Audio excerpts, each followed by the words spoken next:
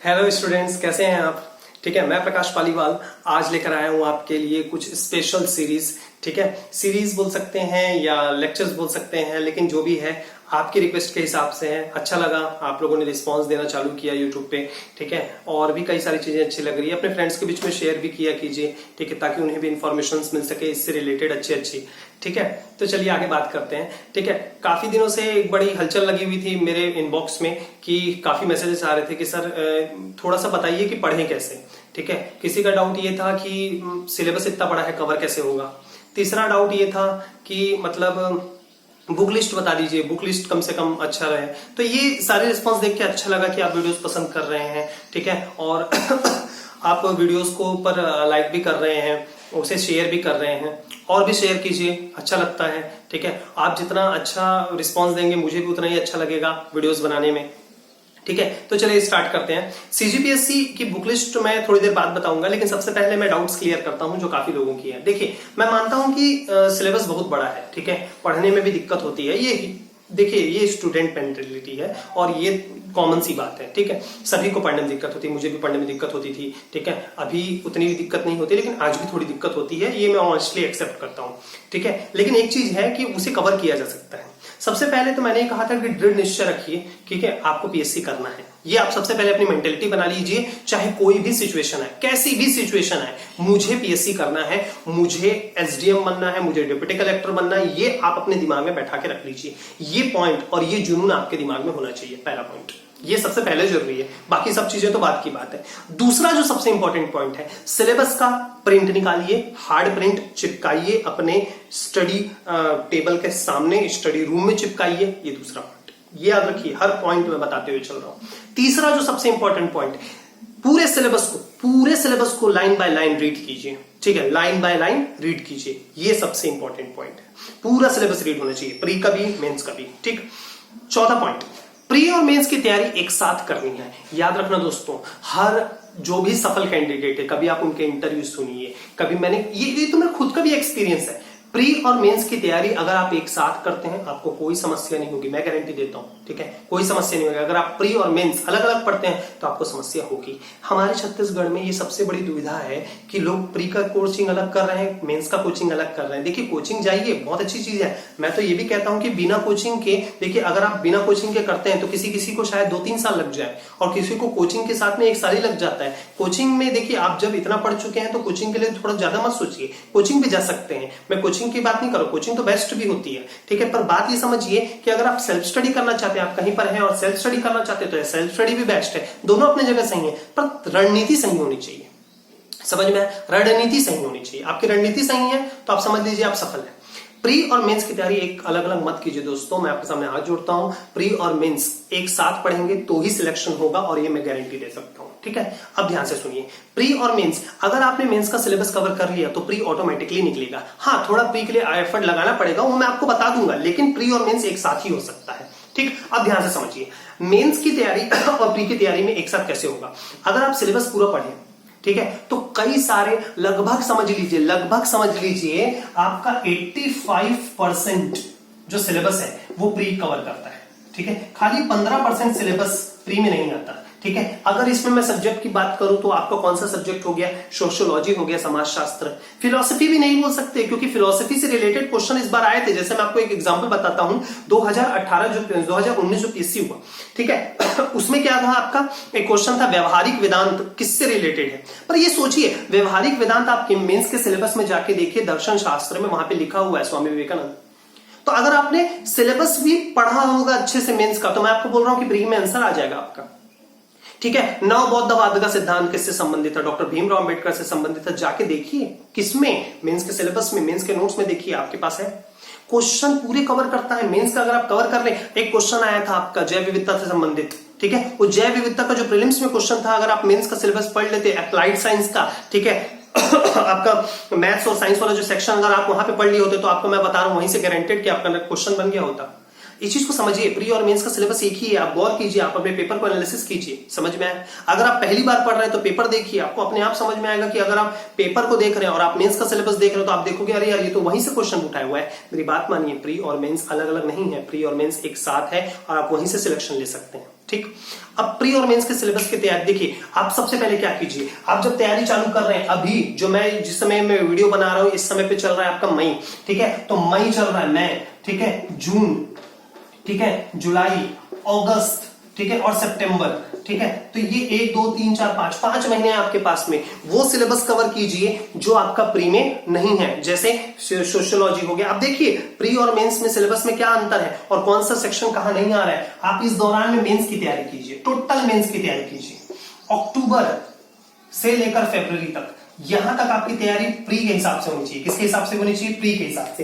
अक्टूबर जैसे ही लगा तुरंत ऑब्जेक्टिव सॉल्व करना चालू कीजिए। ऑब्जेक्टिव के लिए मैं बुक लिस्ट बता दूंगा कि ऑब्जेक्टिव कौन सी है। मैं आपको अभी बता देता हूं, ऑब्जेक्टिव के लिए एक ही है, ठीक है, घटना चक्र आता है। कौन सा चक्र आता है? घटना चक्र। घटना चक्र करके एक आपकी मैगजीन आती है, ठीक है, हिस्ट्री के लिए अलग मिलती है, ज्योग्राफी के लिए अलग मिलती है, कॉन्स्टिट्यूशन के लिए अलग मिलती है। आप इससे अगर आप यहां से कवर करते हैं ऑब्जेक्टिव, मैं बोलता हूं आराम से सारे क्वेश्चन बन जाएंगे। ऑब्जेक्टिव ज्यादा से ज्यादा सॉल्व कीजिए, टेस्ट सीरीज लगाइए, ठीक है, काफी टेस्ट सीरीज होती है मार्केट में, काफी लोग टेस्ट सीरीज लगाते हैं, ठीक है। अगर समय मिला तो मैं ही टेस्ट सीरीज स्टार्ट कर दूंगा, ठीक है, लेकिन टेस्ट सीरीज जो है वो आप जरूर ज्वाइन कीजिए। टेस्ट सीरीज में क्या होता है, आपको अपने आप से कॉम्पिटिशन करना पड़ता है, आपको जानना पड़ता है कि सामने वाला जब क्वेश्चन डालेगा तो किस टाइप से क्वेश्चन हम बनाएंगे, समझ में। तो होता क्या है ना कि घटना चक्र को ज्यादा से ज्यादा सॉल्व कीजिए, ठीक है, और याद रखिए उसमें भी ज्यादा बुक मत पकड़ लीजिए। मेरी बात मानिए, जो अगला जो मैं पॉइंट बता रहा हूं वो बहुत इंपॉर्टेंट है, ध्यान से समझिए।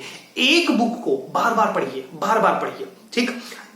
अब ध्यान से ये चीज समझिए कि आपको, चलिए मैं एक एग्जांपल देता हूं, बहुत बढ़िया एग्जांपल। जो लोग सीजीपीएससी दिला चुके हैं या सीजीपीएससी में सिलेक्ट भी हैं, अगर वो इस चीज को समझेंगे और जो नहीं है वो भी ध्यान से समझेंगे। ध्यान से सुनिए, 100 क्वेश्चन होते हैं प्रीलिम्स में। कितने क्वेश्चन होते हैं? 100 क्वेश्चन होते हैं जीएस के पेपर में। एक जलप्रपात पूछ लिया, ठीक है, एक जलप्रपात का नाम पूछा गया कि ये जलप्रपात कहां स्थित है, और वो जलप्रपात किसी बुक में नहीं है। अब क्वेश्चन को जैसे ही आपने एग्जाम में देखा तो आप चकरा गए, यार इतने सारे जलप्रपात पढ़े, इतनी सारी नदियां पढ़ी, पर ये कहां था? ये तो मेरी बुक में था ही नहीं। तुरंत क्या हुआ? आपको पेपर बिगड़ा। आपने क्या किया?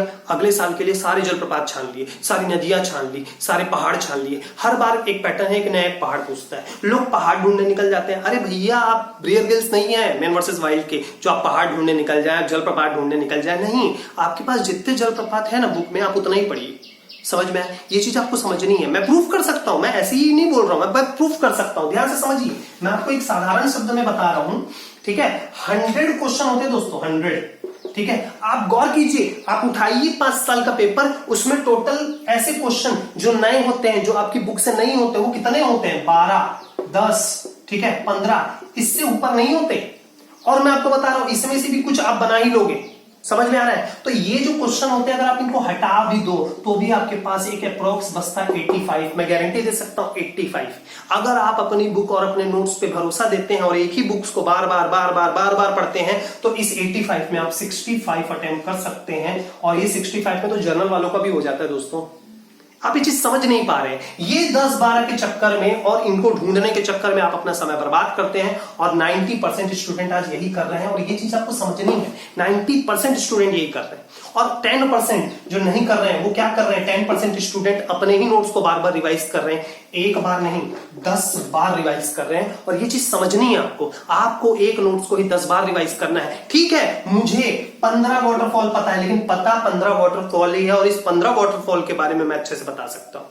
कोई बोलेगा ये वाटरफॉल कहां है, मुझे पता नहीं आता। भाई तो तू क्या पढ़ रहा है? नहीं, मैं जो पढ़ रहा हूं वो सही पढ़ रहा हूं। अपने आप को छोटा मत समझिए, मैं गारंटी दे रहा हूं ये 15 वाटरफॉल भी पढ़ के आओगे ना, और इनमें से कोई पूछ देगा। अब एक चीज बताइए, आपको ये 15 वाटरफॉल पता ही नहीं है और आप अलग से 5 वाटरफॉल और ढूंढ रहे हो, कहां से जान लोगे?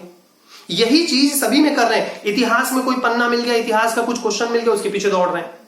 इतिहास में कुछ नया है, उस नोट्स में कुछ नया है, वो भी नोट्स ले लेते हैं, ये भी नोट्स ले लेते हैं, वो भी नोट्स ले लेते हैं। पढ़ कितना पा रहे हैं आप? नहीं पढ़ पा रहे हैं। ये चीज समझिए आप। आपको क्या करना है ना, एक ही नोट्स को बार बार फॉलो करना है। मेरी बात मानिए, गारंटेड सक्सेस हो दोस्तों, यही है सक्सेस का रीजन। और ये मैं अपने पॉइंट ऑफ व्यू से भी बोल रहा हूं और मैंने टॉपर्स से जो बातचीत की है उसके हिसाब से भी मैं बोल रहा हूं, यही सबसे सरल तरीका है। मुझे तो एक जो मैं बोलता हूं जिनके रैंक थे टॉप 5 के अंदर जो आए थे, मैंने उनसे बात की थी और उन्होंने मुझे भी यही सजेशन दिया था कि आप एक बुक को बार बार पढ़िए। उनकी अगर आप सुनेंगे तो आप दंग रह जाएंगे। उन्होंने बोला था कि मैंने एक ही बुक को मैंने बार बार पढ़ा, और प्री के लिए भी पढ़ा और मेंस के लिए भी पढ़ा। ये बड़ी अचंभित बात थी मेरे लिए, लेकिन जब जैसे जैसे मेरा एक्सपीरियंस बढ़ता गया, मुझे भी एहसास हुआ कि वो जो कथन था वो सही था कि एक बुक को हम बार बार पढ़ें। आप नए के पीछे मत दौड़िए। एक नदी पूछ दिया नया तो आप पूरी नदियां छान लिए, नहीं, जितनी नदियां उतना तो पहले क्लियर कर लीजिए, उन नदियों पर बने बांध तो पहले पढ़ लीजिए। ये चीज आपको समझ में है तो आप प्री और मेंस की स्ट्रेटेजी बनाएंगे। अपने आप के ऊपर भरोसा रखिए दोस्तों, आपके अंदर आपके बुद्धि में असीम क्षमता है, असीम क्षमता। चाहे आप महिला हो चाहे पुरुष हो, महिला है तो आपकी बुद्धि तो और ज्यादा क्या है, तेज है, विकसित है। पुरुष तो है तो आपके अंदर सहनशीलता है, आपके अंदर दृढ़ निश्चय है, आप कर सकते हैं। आप इतना ज्यादा कर सकते हैं कि मतलब मैं बता रहा हूं, हर इंसान के अंदर एक क्षमता होती है, लेकिन उसे समझना पड़ता है, उसे जागना पड़ता है। ठीक है, अपनी डेली रूटीन ऐसे बनाइए कि आप बहुत बेहतर कर सकें। ठीक है, बेहतर कर सकते हैं, ये कोई डाउट नहीं है। बस होता क्या है ना कि अंतरात्मा से एक आवाज आनी चाहिए कि मुझे करना है, मुझे अपने सामाजिक स्तर को, आर्थिक स्तर को उठाना है, तो मुझे मेहनत करनी पड़ेगी। मुझे उन लोगों को जवाब देना है जो मुझे छोटा समझते हैं। लोग आपको जज करते हैं दोस्तों, याद रखिए, लोग आपको जज करते हैं। जज कैसे करते हैं? आपकी सैलरी अगर इतनी कम है ना तो आपसे मिलने के लिए आपके मतलब बदलाव आ जाता है। ठीक है, अगर आपकी सैलरी सामने वाले की सैलरी से कम है तो वो आपसे एक ऊंची आवाज में बात करेगा। अगर आपकी सैलरी ज्यादा है और उसकी सैलरी कम है तो आपको धीमी आवाज में बात करेगा। ये समाज का नियम है। समाज आपको उसी तरीके से ट्रीट करता है जिस तरीके से आप अपने आप को रखते हैं। ठीक है, और इन सब से ऊपर उठने का सिर्फ एक ही रास्ता है, वो है आपका सीजीपीएससी। सीजीपीएससी में भी एक ही पोस्ट, मात्र कौन सा, डिप्टी कलेक्टर, डीसी का पोस्ट, मात्र एक ही पोस्ट आपको इस पूरे चीजों से ऊपर उठा सकता है। और वहां से अगर आप ऊपर उठ गए तो समझ लीजिए उससे ऊपर कोई पद हो ही नहीं सकता। दुनिया का कोई भी बड़ा पद, मतलब मैं कहता हूं कोई भी पद हो, इस पद के सामने छोटा पड़ता है।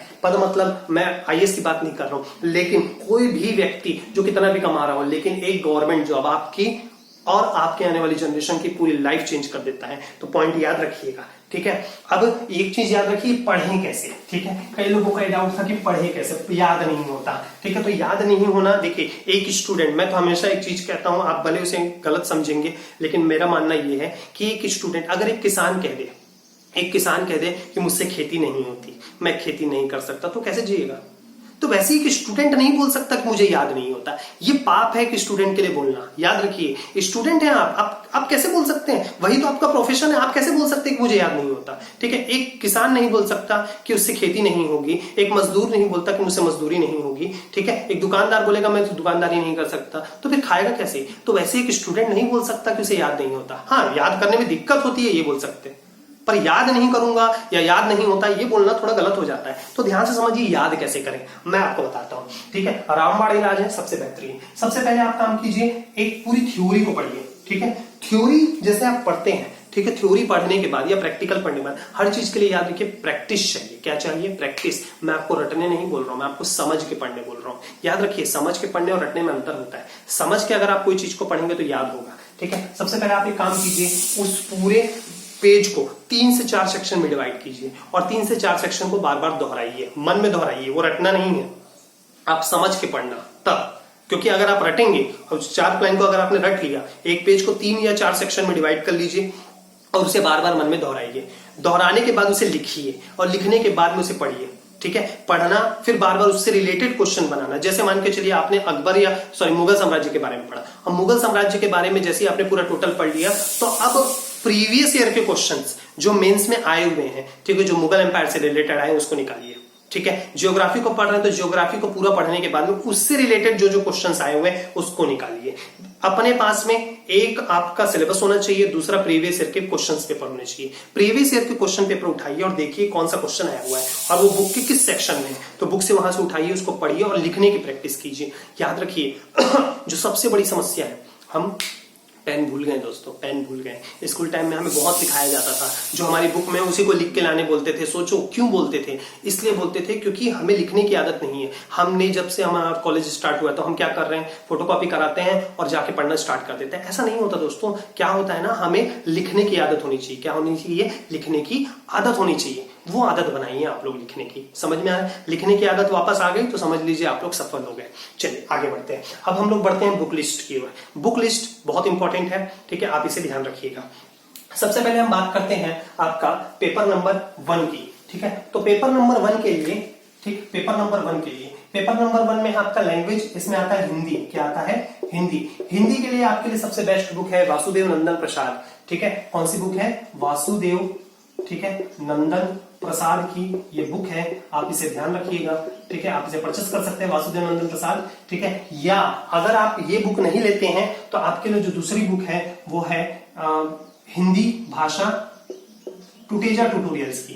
किसकी है? टुटेजा ट्यूटोरियल्स की हिंदी भाषा की पुस्तक है आपकी, वो ज्यादा इंपॉर्टेंट है। दूसरा जो है इंग्लिश के लिए मैं आपको प्रेफर करूंगा, उपकार पब्लिकेशन की है, ठीक है। उपकार पब्लिकेशन की बुक आती है, काफी मोटी आती है, लेकिन आपको सिर्फ वही पॉइंट, वही उसमें कंटेंट पढ़ने हैं जो आपके मेंस के सिलेबस में। एक्स्ट्रा मत पढ़िए, जबरदस्ती का भार मत लीजिए, ठीक है। छत्तीसगढ़ी भाषा के लिए जो सबसे इंपॉर्टेंट बुक है, जो मैं फॉलो करता हूं और सभी लोग फॉलो कर रहे हैं अभी, ठीक है, वो है आपका विनय कुमार पाठक, ठीक है। विनय कुमार पाठक की जो पुस्तक है वो आपके लिए रामबाण है। आप सिर्फ उसी को पढ़िए। मैंने क्या कहा? सिर्फ एक बुक पढ़नी है, एक्स्ट्रा सोर्सेज मत लीजिए, मेरी बात मानिए। कम है ज्यादा है मत सोचिए, सिर्फ पढ़ने पे फोकस कीजिए, ठीक है। तो वासुदेव नंदन प्रसाद हिंदी भाषा के लिए, उपकार पब्लिकेशन, फिर विनय कुमार पाठक किसके लिए? छत्तीसगढ़ के लिए। हो गया आपका फर्स्ट पार्ट कंप्लीट, ठीक। उसके बाद में फिर दूसरे एग्जाम, दूसरे जो उसकी बात करेंगे, ठीक है, पेपर एसे की बात करते हैं। तो देखिए एसे में क्या होता है, एसे निबंध जो है वो आपकी कला है, ठीक है। आप जितना ज्यादा पढ़ते हैं उतना ज्यादा आप बना पाएंगे। मेरा तो ये मानना है कि अगर आप बहुत कुछ पढ़ लेते हैं तो एसे अपने आप लिख लेंगे, ठीक है। इसके लिए फिर भी मैं एक काम करता हूं, आपको मैं बताता हूं, दृष्टि मैगजीन, ठीक है। दृष्टि की मैगजीन आती है हर महीने आती है, इंग्लिश और हिंदी में। आप यहां से पढ़ते चलिए, टेंशन ही खत्म, ठीक है। कोई आपको एक्स्ट्रा सोर्सेज इकट्ठा करने की जरूरत नहीं है। हाँ, 10-15 दिन में, हर 10-15 दिन में एक ऐसे लिखने की कोशिश कीजिए रिसेंट टॉपिक्स में। मैं बीच बीच में रिसेंट टॉपिक्स बताते रहूंगा ऐसे से रिलेटेड, ठीक। दृष्टि मैगजीन लीजिए, टेंशन ही खत्म कीजिए। मैं बोलता हूं दृष्टि मैगजीन लीजिए हर महीने का, उसमें ऐसे टॉपिक्स बहुत आते हैं, लिखने का तरीका भी बताया जाता है कि ये कैसे कैसे लिखें, ठीक। तीसरा पेपर जो है, अच्छा छत्तीसगढ़ के लिए ऐसे की बात करें, ठीक है, दृष्टि मैगजीन तो इंडिया और इंटरनेशनल लेवल की हो गया। छत्तीसगढ़ लेवल की बात करें तो विकास परख खरीदिए। क्या खरीदिए?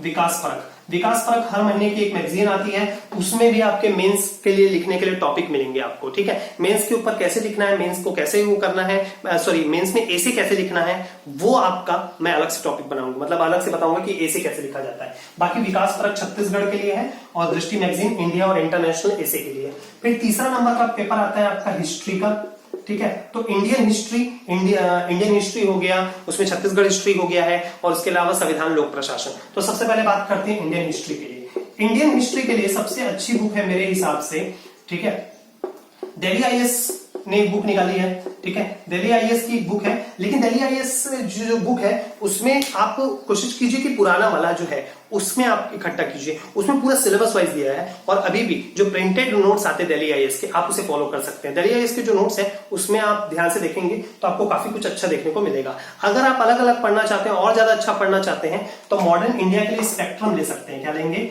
स्पेक्ट्रम एक बुक आती है मॉडर्न इंडिया के लिए, उसे ले सकते हैं। बहुत मोटी बुक आती है और अच्छी रहती है, ठीक है। फिर अगर हम कॉन्स्टिट्यूशन की बात करें तो कॉन्स्टिट्यूशन के लिए तो सबसे अच्छी बुक है जो आपको प्री और मेंस दोनों में हेल्प करेगी, एम लक्ष्मीकांत, ठीक है। एम लक्ष्मीकांत जैसी कोई बुक नहीं है दोस्तों, ये सभी लोग प्रेफर करते हैं, आप खुद भी जानते हैं, ठीक है। फिर आता है पब्लिक एडमिनिस्ट्रेशन, ठीक है। लोक प्रशासन की अगर हम बात करें तो लोक प्रशासन के लिए सबसे अच्छी बुक है टुटेजा ट्यूटोरियल्स की, ठीक है। बहुत शॉर्ट में दिया है, बस उतना ही पढ़िए। आप सोचेंगे वो तो कम है, यही फॉलो करने बोल रहे हैं सर, लेकिन मेरी बात मानिए, वही काफी है। आप सिर्फ उसी को पढ़िए, आपका सिलेक्शन गारंटेड है, ठीक है। पब्लिक एडमिनिस्ट्रेशन टुटेजा ट्यूटोरियल्स की है। उसके बाद में जो अगली बुक आती है कॉन्स्टिट्यूशन के बाद पब्लिक एडमिनिस्ट्रेशन, फिर सीजी हिस्ट्री। सीजी हिस्ट्री के लिए, ठीक है, आप ले सकते हैं सीजी हिस्ट्री की एक बुक आती है, देखिए छत्तीसगढ़ के इतिहास की एक पुस्तक आती है, ठीक है। वो आपका मातोश्री पब्लिकेशन का होता है, आप उसे खरीद सकते हैं, मातोश्री पब्लिकेशन, ठीक है, छत्तीसगढ़ का इतिहास। ठीक है, इसके अलावा आप छत्तीसगढ़ के इतिहास के लिए उपकार पब्लिकेशन का भी यूज कर सकते हैं, पर बुक एक ही लेना, पहले एक से पढ़ लेना, उसके बाद दूसरे के ऊपर जाना। ठीक है, उसके बाद में फिर ये हो गया आपका थर्ड पेपर तक। उसके बाद में हम लोग बात करेंगे चौथे पेपर की। ठीक है, चौथा पेपर जो है वो है आपका साइंस वाला पेपर। ठीक है, तो साइंस वाले पेपर में आप समझ लीजिए, देखिए साइंस के लिए तो मैं एक ही चीज बताऊंगा, जो अगर आप एज पॉसिबल हो सके तो अपने नोट्स खुद बनाइए। ठीक है, साइंस के सिलेबस को देखते रहिए और उसके हिसाब से खुद के नोट्स बनाइए। खुद के नोट्स बनाएंगे तो ज्यादा बेहतर होगा, क्योंकि इंग्लिश वाले और हिंदी वाले में ये प्रॉब्लम होती है, कितना भी नोट्स आप ले लीजिए प्रॉब्लम्स होगी ही। ठीक है, और उसमें ज्यादा से ज्यादा घुसने की कोशिश कीजिए। ठीक है, और अगर मान के चलिए आप साइंस बैकग्राउंड से नहीं भी हैं तो भी अगर आप अपने नोट्स खुद बनाते हैं तो ज्यादा आपको हेल्प मिलेगी। ठीक है, और हम मैथ्स की बात करें, ठीक है, तो मैथ्स के लिए 10th की बुक एनसीईआरटी, अच्छा एनसीईआरटी की जगह आप छत्तीसगढ़ की जो बुक आती है, छत्तीसगढ़ राज्य शैक्षणिक आयोग जो है, उसकी अगर आप बुक खरीदें, जो 10th क्लास की होती है ना, 9th और 10th क्लास की, दोनों क्लास की बुक आप परचेस कर लीजिए मैथ्स की। ठीक है, साइंस के लिए भी आप एक काम कीजिए, 9th और 10th की बुक से आप नोट्स बनाने में हेल्प ले सकते हैं। ठीक है, नेट का भी हेल्प लीजिए और साइंस के भी, उसके लिए आप क्या कीजिए, हेल्प लीजिए, साइंस और मैथ्स के लिए, ये सबसे बढ़िया रहेगा।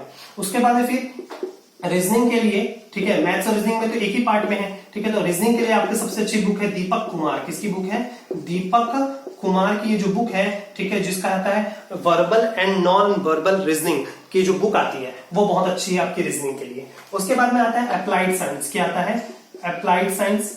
ठीक है, अप्लाइड साइंस के लिए सबसे अच्छी बुक है दिल्ली आईएएस की, जो मुझे अभी तक ठीक लगी है। दिल्ली आईएएस की बुक आप खरीद लीजिए, दिल्ली आईएएस की जो ये बुक है वो बहुत ही बेहतरीन है। ठीक है, अगर आप उसे परचेस करते हैं, ठीक है, तो आपको उसमें सिलेबस वाइज बहुत अच्छे से कंटेंट मिलेंगे। पर एक चीज याद रखिए, करंट अफेयर्स आपको डेली पढ़ने हैं साइंस से रिलेटेड, क्योंकि उससे रिलेटेड क्वेश्चंस पीएससी में पूछा जा सकता है। जैसे कोई नया सैटेलाइट लॉन्च हुआ तो अप्लाइड साइंस में वो काम आएगा, तो इसलिए करंट अफेयर्स से रिलेटेड एनवायरमेंट के टॉपिक भी आप इकट्ठा करके रखिए। ठीक है, और आईटी से रिलेटेड, इंफॉर्मेशन टेक्नोलॉजी से रिलेटेड अगर कोई भी योजना लॉन्च हो रही तो भी उसे लिख के रखिए, वो जरूर आएगा एग्जाम में। ठीक है, खैर ये सारे टॉपिक तो अलग बात है, मैं उसके ऊपर एक अलग से लेक्चर बनाऊंगा ही, पर ये खाली बुक लिस्ट है। ठीक है, क्लियर है। उसके बाद में फिर आगे बढ़ते हैं पांचवें पेपर की ओर में। पांचवें पेपर में आता है आपका सीजी इकोनॉमी, ठीक है, प्लस इंडियन इकोनॉमी। ठीक है, इकोनॉमी आ जाता है आपका इंडियन इकोनॉमी।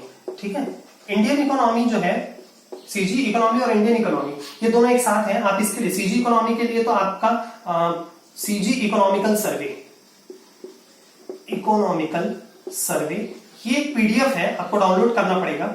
ठीक है, छत्तीसगढ़ की साइट से, सीजी डायरेक्टोरेट, ठीक है, स्टैटिस्टिक्स डिपार्टमेंट, ठीक है, सीजी स्टैटिस्टिक्स डिपार्टमेंट की साइट में जाकर आपको छत्तीसगढ़ इकोनॉमिकल सर्वे का 2019-20 का पीडीएफ डाउनलोड करना पड़ेगा। हिंदी में ही आएगा, ठीक है, इंग्लिश में तो कम चांस है, ठीक है, पर आपको इसको कन्वर्ट करना पड़ेगा। तो यहां से आप इसको क्या कर सकते हैं, मतलब डाउनलोड कर सकते हैं, और यहीं से आपका सीजी इकोनॉमी कवर होगा। इंडियन इकोनॉमी की बात करें तो इंडियन इकोनॉमी के लिए जो मैं बुक प्रेफर करूंगा वो बहुत ज्यादा ब्रॉड नहीं है। ठीक है, मैं रमेश सिंह नहीं बोलने वाला हूं, याद रखिएगा। मैं बात कर रहा हूं महेश कुमार बर्णवाल की। किसकी बात कर रहा हूं, महेश कुमार बर्णवाल। ठीक है, महेश कुमार बर्णवाल कॉस्मोस पब्लिकेशन की आती है, ये बड़ी फेमस बुक है इंडियन इकोनॉमी के लिए। अगर इंग्लिश मीडियम वाले चाहते हैं तो इंग्लिश मीडियम वालों के लिए मैं बताऊंगा रमेश सिंह।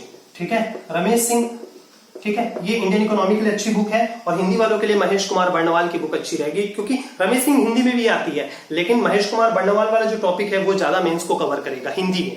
ठीक है, और इंग्लिश में रमेश सिंह। ठीक है, ये पॉइंट याद रखिएगा आप। उसके बाद में फिर अगला जो आता है आपका, ठीक है, इंडियन ज्योग्राफी और सीजी ज्योग्राफी। देखिए सीजी ज्योग्राफी तो मैं तो सिर्फ एक ही बुक फॉलो करता हूं, ठीक है, और आपको भी वही सजेशन दूंगा, वो है आपका टुटेजा ट्यूटोरियल्स की जो बुक आती है, प्रतियोगिता सारांश। टुटेजा ट्यूटोरियल्स की बुक आती है प्रतियोगिता सारांश, जो हर साल कॉमन बुक आती है प्रीलिम्स के हिसाब से। उसमें सिलेबस मैं आपको बता रहा हूं, छत्तीसगढ़ का भूगोल बहुत ही बेहतरीन तरीके से दिया हुआ है। ठीक है, अगर आप उसे फॉलो करते हैं तो आपको मैं बता रहा हूं बहुत अच्छे से आप तैयारी कर पाएंगे और गारंटेड सक्सेस मिलेगी। ठीक है, टुटेजा ट्यूटोरियल्स की प्रतियोगिता सारांश सीजी ज्योग्राफी के लिए, और इंडियन ज्योग्राफी तो कोई प्रॉब्लम ही नहीं है। इंडियन ज्योग्राफी के लिए भी आप फॉलो करिए महेश कुमार बर्णवाल। क्या आप फॉलो करेंगे, महेश कुमार बर्णवाल।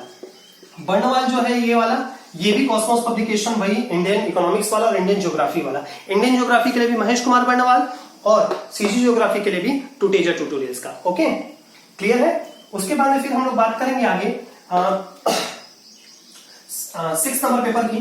ठीक है, 6वें नंबर का जो पेपर है उसमें है आपका फिलोसफी, सोशियोलॉजी, ठीक है, और आपका आता है कल्चर वाला। तो मेरे हिसाब से जो आपका जो 6 वाला पेपर है, ठीक है, मतलब जो दर्शन शास्त्र है, दर्शन शास्त्र के लिए सबसे अच्छी बुक है उड़ान आईएएस एकेडमी की। किसकी बुक है? उड़ान आईएएस एकेडमी की। सोशियोलॉजी के लिए जो सबसे अच्छी पुस्तक है वो है आपका टुटेजा ट्यूटोरियल्स की सोशियोलॉजी की। याद रखेंगे, टुटेजा ट्यूटोरियल्स के लिए सोशियोलॉजी की पुस्तक आपको खरीदनी है। और कल्चर के लिए भी प्रतियोगिता सारांश, कौन सा, जिससे आप ज्योग्राफी पढ़ रहे हैं, टुटेजा की प्रतियोगिता सारांश वाली पुस्तक आपको परचेस करनी है, ठीक। और 7वें नंबर पेपर के लिए सिर्फ एक ही बुक जो मैं कहता हूं वहां से सफिशिएंट होगा, वह है उड़ान आईएएस एकेडमी की एक पुस्तक निकाली गई है जिसका नाम है आपका पूरा का पूरा 7वें पेपर को ही डिजाइन करके बनाया गया है। ये मेरी बुक लिस्ट थी, आप इसको फॉलो कर सकते हैं। अगर आप याद रखिए, एक ही बुक को फॉलो कीजिए, बार बार पढ़िए, और मैं कहता हूं आप सक्सेसफुल होंगे। ये मेरी दुआ भी है आपके लिए, और मैं आपके लिए कोशिश करता रहूंगा। अगर आपको रिलेटेड कोई भी इंफॉर्मेशन चाहिए तो पुराने वीडियोस में मेरे डिस्क्रिप्शन में लिंक दिए हुए हैं, मेरा नंबर दिया हुआ है, टेलीग्राम चैनल दिया हुआ है, आप उसमें जाके मुझसे बात कर सकते हैं। और मैं आपको बता रहा हूं सक्सेस मिलती है दोस्तों, बस थोड़ी सी दृढ़ निश्चय की जरूरत होती है, और बहुत ही मन से आप कोशिश कीजिए, मैं कहता हूं आपको सक्सेस मिलेगी। Thank you.